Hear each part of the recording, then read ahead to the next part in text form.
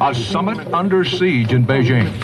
Deng Xiaoping and Mikhail Gorbachev declare normalization, while outside the Great Hall of the People, the massed nonviolent protest for Chinese democracy grows larger and more desperate.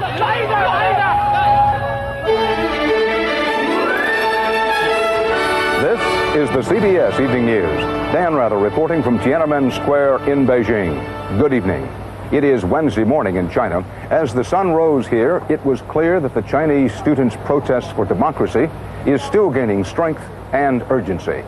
After 4 days on hunger strike in this exposed, windswept area, students are dropping from exhaustion. Some now are vowing to die if necessary.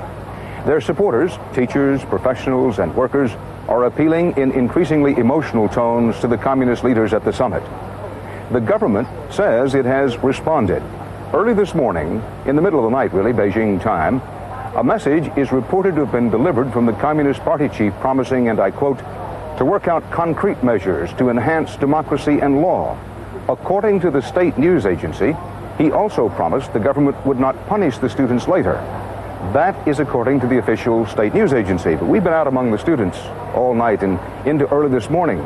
The students and their leaders don't seem to know anything about that. This continues to be a strange and fascinating summit. The planned high point of the summit took place today inside the Great Hall of the People. Gorbachev got what he came for, a handshake with Deng Xiaoping. No bear hug, just a handshake. Deng is the architect of economic reforms Gorbachev envies and has been unable to duplicate in Russia. But Deng is now 84 and fading, a symbol of the past and not enough change to protesters outside in the square. Deng and Gorbachev ignored the protesters, who surged right up to the steps of the Great Hall at the same time the men were meeting inside. Give us water, they shouted, meaning, give us a sign that you care. No such sign came. Nearby, a dozen students were refusing to take either food or water. At least one of them was hospitalized during the day, along with others felled by the combination of exhaustion, hunger, and a pounding sun.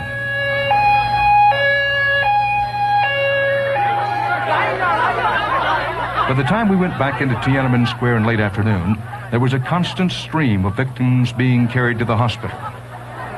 In the middle of all of this is the hospital tent, which handles the worst cases. Now, what they're trying to do is keep the number of hunger strikers at 3,000, saying they can't support any more than that. Every time one of them is carried away, then he's replaced by somebody else. Part of what they're trying to do is take care of the hunger strikers in places such as this when it's necessary, and to hold the number of hunger strikers at 3,000. Into this charged setting walked a member of the Communist Party Central Committee. A dramatic scene ensued. I understand all of your demands, he said. I have sent them to the government, but give us time. A girl in the back of the crowd called back, there is no time, sir. People are dying. You have no right to kill yourselves, he replied.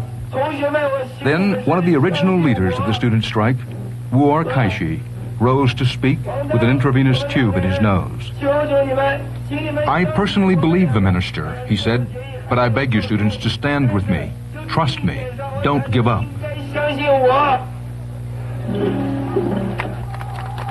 Despite the increasingly desperate mood, support keeps building for the strike. The crowd swelled today with workers, some professionals, with parents, children, and teachers looking for their students.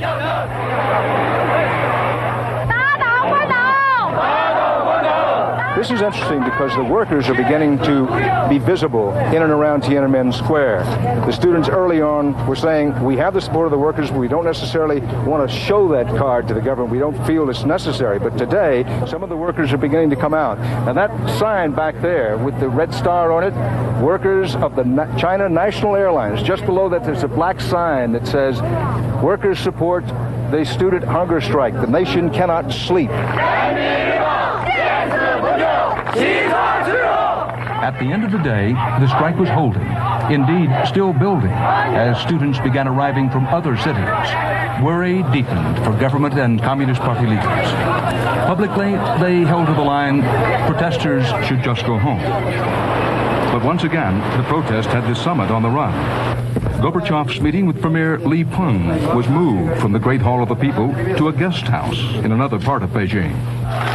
The Gorbachevs did get out of their car to greet people in other parts of town, much as they did in Washington not long ago.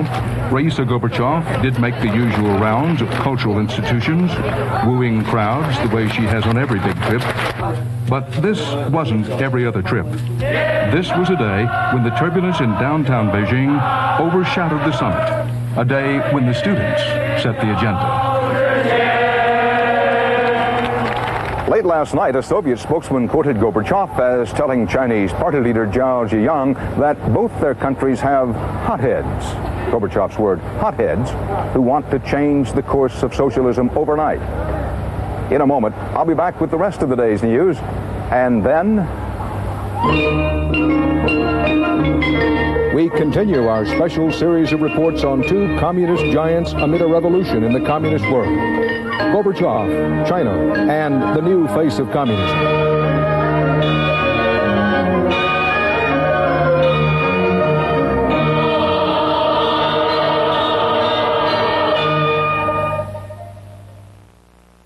April in Paris. He said he'd give me Paris wrapped up in ribbons, but he was young and poor. So we settled for a small cafe and coffee.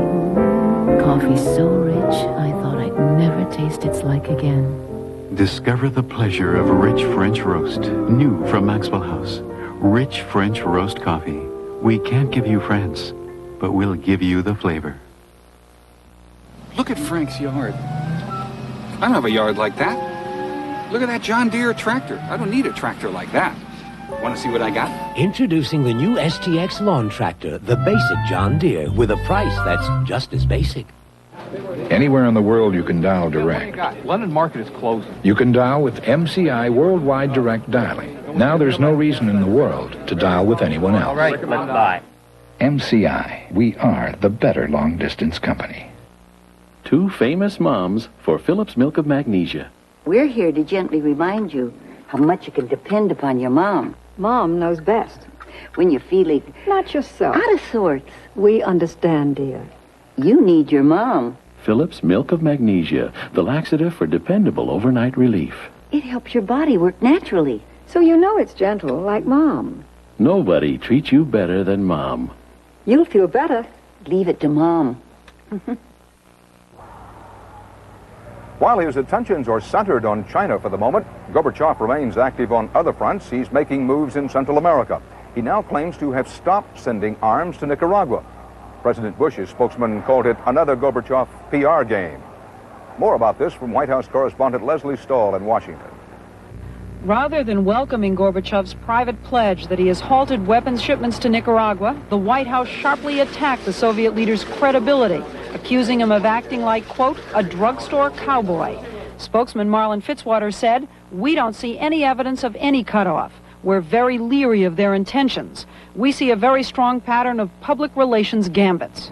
And the Pentagon today estimated that the Soviet bloc has already supplied Nicaragua with $80 million worth of military goods so far this year, leaving a stockpile of 150 tanks, 237 armored vehicles, 549 surface-to-air missile launchers, 772 air defense guns. But on Capitol Hill, the president was criticized for his, quote, cavalier response. If you respond to it, as I say, by sort of laughing at it, treating it as though it's totally untrue, that it's just one-upmanship and that's all, then we miss potentially a great opportunity in this region. Last December, the commander of Nicaragua's army told CBS News that a Soviet military cutoff would have little effect. We don't need additional big amounts. And Contra leaders warn that ending Soviet shipments won't shut down the pipeline. The Cubans and other Soviet bloc countries would have to go along with it because Sandinistas have gotten weapons and ammunition from them. The verbal attack on Gorbachev is a sign of growing frustration here. Already on the defensive, Mr. Bush is under rising pressure to counter Gorbachev's recent wave of arms control initiatives. Leslie Stahl, CBS News, the White House. The Pentagon said today it will offer evacuation flights to U.S. military dependents who want to leave Panama. Both military transport planes and chartered commercial airliners will be used. In Panama, the Noriega government declared tomorrow's planned general strike there illegal, but did not say what action it would take. A car bomb today killed the spiritual leader of Lebanon's Sunni Muslims and 21 other people. The bomb was hidden in a parked car. It exploded as the motorcade of Sheikh Hassan Khalid drove through West Beirut. Khalid was a respected Muslim moderate who'd been calling for Muslim-Christian coexistence. U.S. federal investigators today opened hearings on the Exxon Valdez disaster and heard for the first time from someone who was aboard the tanker when it crashed into a reef and caused the nation's worst oil spill. John Blackstone reports. Third mate Gregory Cousins was the crew member actually navigating the Exxon Valdez on the night it ran aground, and the person working closest with Captain Joseph Hazelwood. Cousins told investigators from the National Transportation Safety Board today he saw no evidence the captain was drunk. Do you appear intoxicated? No, he did not. Cousins described following Hazelwood's instructions to navigate around small icebergs floating in the shipping lanes. When the tanker seemed clear of the ice, Cousins told the helmsman to steer back into the shipping lanes. Cousins says he became alarmed when he realized the ship was not turning as he had commanded. I called the captain, and I said to him at that time, I think we're in serious trouble. At the end of that conversation is when I felt the initial shock to the vessel. It was like a slight roll, very unusual sensation. He knew he'd hit something. 6 of these very sharp jolts. The mystery raised by Cousins' testimony, if he ordered a turn, why didn't it happen? Source of trouble for me. One possibility, the helmsman, Robert Kagan, the man actually steering the ship, was inexperienced. But Cousins may have waited too late to order the turn, or the Exxon Valdez may have been going too fast. John Blackstone, CBS News, Anchorage. The U.S. government today reported that rising interest rates were a factor as housing starts fell 2.7% in April. That third straight monthly decline put housing construction at its lowest rate since the end of the last recession. But the report said building permits in April jumped 7.2%. Back in a moment with Charles Kuralt at the Great Wall.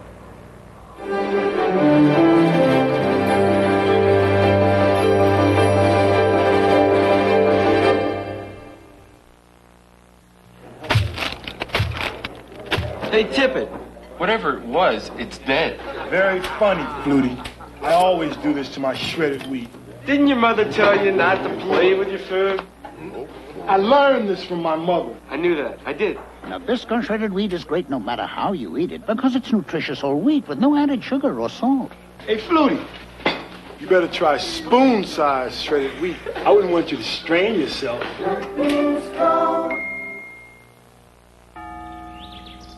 You're on your way. The company that gave me a summer job in Louisiana last year has sent me to Germany this year. And we've got an interesting challenge. Getting a special product to people who need it all over the world. It's used in formulating medical compounds that fight heart disease, high blood pressure, and more. Hard to imagine a college senior working on a project like this. But I found one company willing to give a young person a chance. God lets you do great things. These days, I'm eating better. Less cholesterol, more fiber, plenty of fruits and vegetables. So how come I'm the one with a painful gas? Surprise! The foods highest in nutrition are often highest in gas. That's why there's Gas-X. Unlike the leading antacid, Gas-X has the only ingredient approved for the relief of gas pain and pressure. See? Only Gas-X gets rid of the gas, so you feel better fast. I'll eat to that. Eat right and feel right with Gas-X. With me now at China's incredible Great Wall is my old friend and colleague, Charles Kuralt. Charles Mikhail Gorbachev sees this stunning sight for the first time tomorrow.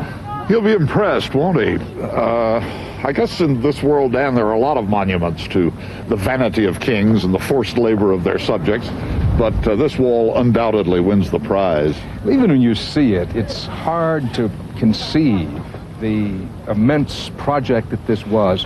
When the wall was built, we were told there were 40,000 watchtowers along the length of the Great Wall. And they say that from the moon, this wall is the only work of human hands that can be seen on the Earth. It's the great construction project of the centuries, all right. In its own way, what Deng Xiaoping is now trying to accomplish may be equally ambitious, what he calls the second revolution behind Marxist Maoism, the reverse revolution, trying to do something with the economy. Susan Spencer traveled 1,000 miles south of here for a look at the showcase for Deng's free enterprise gamble. From Shenzhen University, which offers a major in that most capitalistic endeavor, television advertising, to the Shenzhen Golf and Country Club, where million-dollar business deals are more common than great shots, to the sexy singers at Shenzhen's popular Maryland Disco. You have to keep reminding yourself, this is not Los Angeles. This is communist China. This is Shenzhen, just across the border from Hong Kong, one of 4 special zones set up in 1980 to experiment with reform and market economics. Result, a boom town of nearly 1 million people who watch Hong Kong TV, set their watches by Hong Kong time, and share Hong Kong values. Its young people sound more like Donald Trump than Mao Zedong. They just pay attention to their employment, their money. It's good to have money. You know, it makes a lot of things possible. Lots of money. The special treatment has helped make this China's richest province. In fact, half of the country's total foreign investment is invested right here. China Bicycles, a Schwinn joint venture, was lured to Shenzhen in 1985 by promises of tax breaks, cheap labor, and little red tape. China is the largest bicycle market in the world. They use and build over 40 million bicycles a year. And for a guy in the bike business, that's a great thing. A great thing as well for Shenzhen's workers, who earn up to 4 times what they could anywhere else. Most are young immigrants from the countryside, drawn by stories of the area's amazing prosperity. Rumors of their success continue to bring in thousands more looking for work, trying to sneak onto the packed trains bound for Shenzhen. A permanent overflow now lives at the Canton Railroad Station. They think they can get what they want. They can accomplish their dreams, their ideals, and some of them want to come and see the world.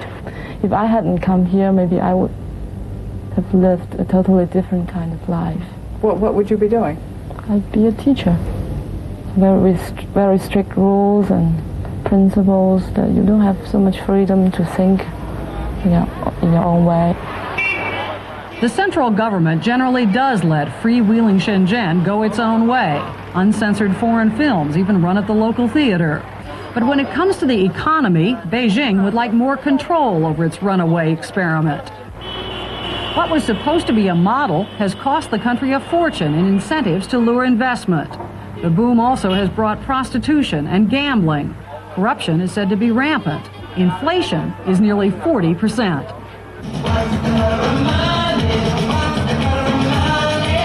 With its proximity to Hong Kong, Shenzhen today is seen more as a sideshow than as an exact model for China's future. A reminder, too, that when the door is opened, it may swing wider than anyone ever expected. Susan Spencer, CBS News, Shenzhen. Of course, that kind of prosperity in one place can cause problems in other places. After all, most Chinese get by on a few cents a day. So there's some resentment out there in the countryside about the prosperity of Shenzhen. Indeed there is, and in a moment, we'll take a look at the poverty so pervasive in other directions from the Great Wall.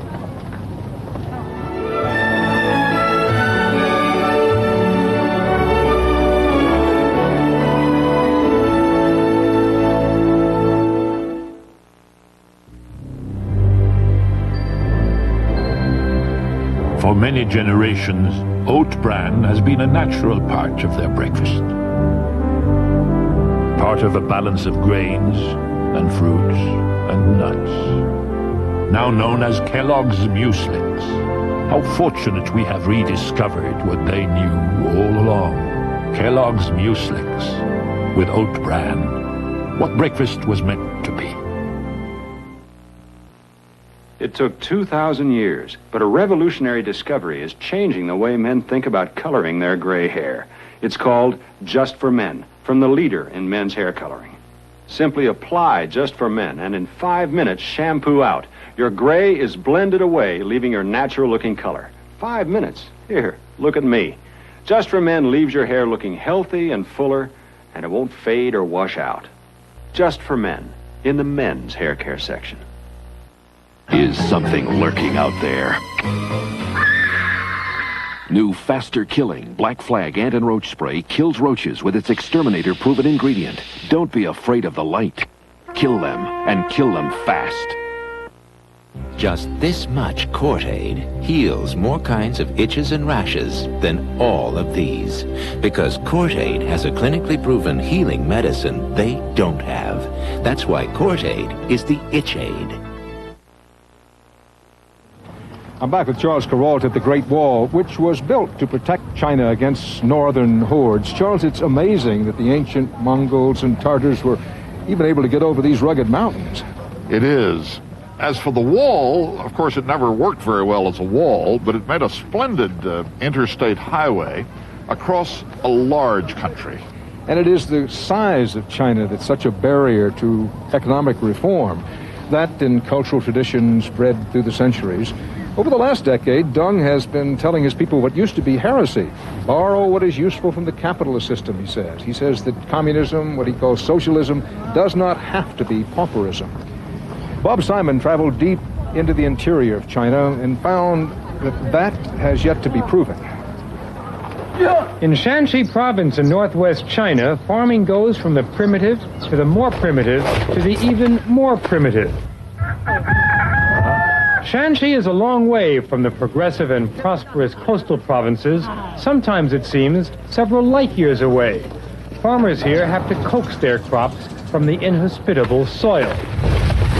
But this land nurtured the Chinese Revolution. This was Mao Zedong's Valley Forge. Mao and the Red Army passed through here on the last leg of the Long March, that 3,000-mile trek which became the creation myth of Chinese communism. This is the heartland of the revolution, but it's been largely bypassed by the reforms. Many things haven't changed much here since Mao. Some things haven't changed since Marco Polo. The village of Wang, population 405, had never seen any foreigners before. They've also never seen irrigation or television or any result from the reforms other than artificially low prices for the grain they grow. In the dirt floor schoolhouse, village children map out their own literacy, limited as it will be. By the time they're 10 or 12, teachers say, their parents will pull them out to the field, to the peasantry, where they will spend the rest of their lives. Xiao Wenliang, the village's barefoot doctor, makes $5 a month. He also makes house calls. He says no one here is actually starving, but no one has enough to eat. Just corn flour, really. The chickens you hear, the pigs you see, are all sold to the city. If you go that way, along the road where Mao marched, to the cities, to the dismal, decaying cities of the heartland, you'll find a poverty of color and of space. Each city dweller is allotted 3 square yards of living space. That's the size of a dining room table. In the city of Yan'an, around the corner from where Mao slept, they're not sleeping tonight. Not in Mao's make-believe ballroom, but it's a fairly joyless scene. Factory workers locked into low-paying jobs, dancing with the same people they work with and live with all their lives. A poverty of possibility. The Tongchuan coal mine was opened in 1956 to help fuel Mao's great leap forward. That didn't go very far. Neither have the lives of the miners. Have the economic reforms changed anything here? Sure they have, says the director. The men have more things now. That makes miners laugh. What things, they ask, as China's future miners look on. Any vacation during the year? Does it get any vacation? A stupid question, apparently. No vacations, they say. All we do is work. What about days off? What do they do on their days off? We're too tired to do anything, they say. We just rest in the dormitories, or to a room, a lifetime assignment. The road has gotten bogged down in places, permanent revolution has led to permanent gridlock, stagnation. In the same caves where Mao and his comrades spent 13 years plotting a glorious future, peasants live today. On the road where Mao marched for equality, the reforms have come to mean more inequality than ever before. The road to socialism is still being built, brick by brick. In the heartland, it has not yet bypassed the centuries-old Chinese system of assigning people their roles for generations. It is so difficult for Americans even to imagine children, full of verve and song, condemned to live lives utterly devoid of opportunity, while so much is changing in so many places so very far from here. Bob Simon, CBS News, Shanxi Province. Dan, you know, you can still find conditions pretty much like that in parts of the Soviet Union. It's no wonder that Mikhail Gorbachev said only last year of his attempts to improve things there. Perestroika is our last chance. He said if perestroika fails, it'll be our death. And watching the two big communist empires struggle literally for survival of their systems poses a big question for the West. For most of our lifetimes, fear of communism taking over the world has been part of what united the U.S. with Western Europe and Japan. If that fear finally abates, what then will hold the Western alliance together? Something to ponder as we examine the new face of communism. With Charles Carrault, Dan Rather at the Great Wall. We will see you again tomorrow from China. Good night. When my arthritis pain acts up, even little things are a big effort. But I don't take aspirin anymore. I take Advil. Advil is the brand many doctors recommend for hours of relief from minor arthritis pain. You know, just one Advil is as effective as 2 regular aspirin. And Advil doesn't upset my stomach the way aspirin sometimes can. So now, I don't even have to think about arthritis. Advil, tablets and caplets, advanced medicine for pain. Right now, a trip to your favorite store could mean a trip to Florida, or just about anywhere in the USA. It's the Holiday Inn Great Vacation Giveaway. Just look for these specially marked Procter & Gamble packages for a chance to win one of 1,000 Holiday Inn vacation packages. And everyone instantly receives the Holiday Inn bonus offer. Buy your first weekend night and get a bonus second night. So don't just sit there. Shop your way to a great vacation. Somewhere there's got to be a cure for athlete's foot. There is. Step up to the mic. Mike?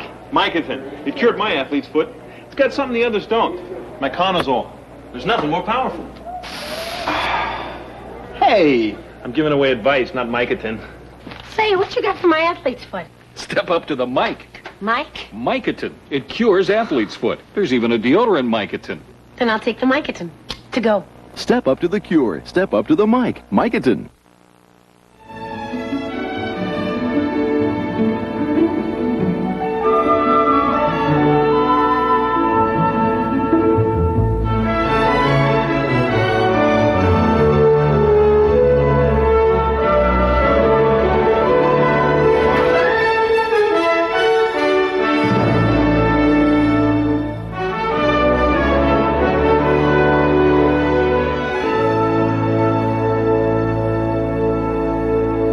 I'm Harry Smith. And I'm Kathleen Sullivan. Tomorrow, Israeli Foreign Minister Moshe Aarons. And all this week, we look at women and aging in a series Forever Young on CBS This Morning.